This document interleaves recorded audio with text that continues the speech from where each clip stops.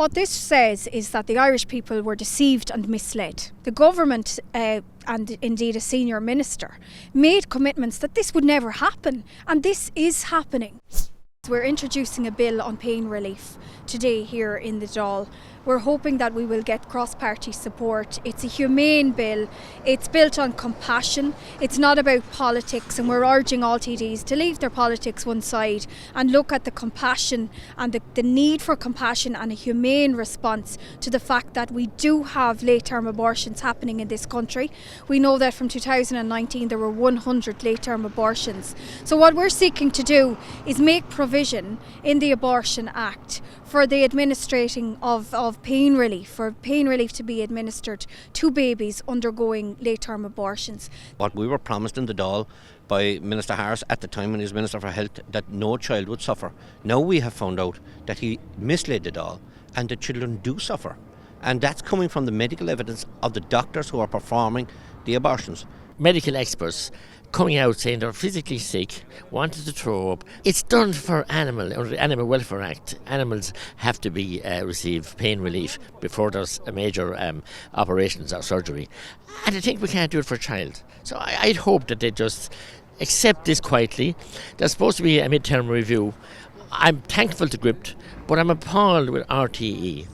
They had a discussion on the Claire Byrne show 2 mornings ago, I think, where they had 3 pro-abortion people on here justifying the act and it's all it entails, and one in Deputy Carol Nolan. That's 3 to 1. No balance. We have a country that makes sure that animals have pain relief when vets are working on them, but we have no laws basically protecting the baby from pain from a late abortion, and our amendments will do that. And I think that Minister Harris has to seriously stand up before the Dáil and apologise to the country, because somebody asked a while ago here in this media briefing how many children. It doesn't matter if it's one child, but it's far more than one child suffers to a late-term abortion, and this will at least will help in relief for them children. We want to make sure that the unborn child is protected at all times, and the mother. Nobody should feel pain. And this is for the protection of the unborn child and the protection of the mother. It's an incredible situation that the law we have in this country at the moment is completely silent on the issue of pain relief to an unborn child after 20 weeks gestation.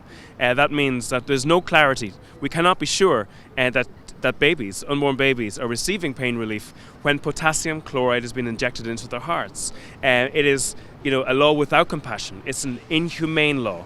And what these TDs, a cross-party group of TDs, aim to do today is bring a law to the Dáil which will ensure that in the future, that in any case where there's an abortion, a late-term abortion, and remember there's well over 100 late-term abortions happening now in Ireland each year, and that there is pain relief used. In Britain, for example, when there is in utero surgery, the guidelines state that you have to use pain relief.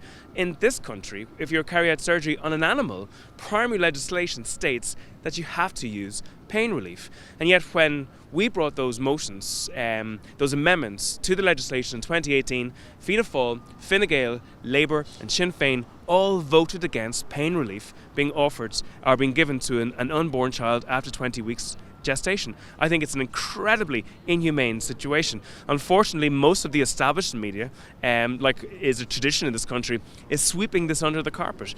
They're ignoring this, but this bill will put it back front and centre. And that we need to deal with this in a mature and a compassionate way.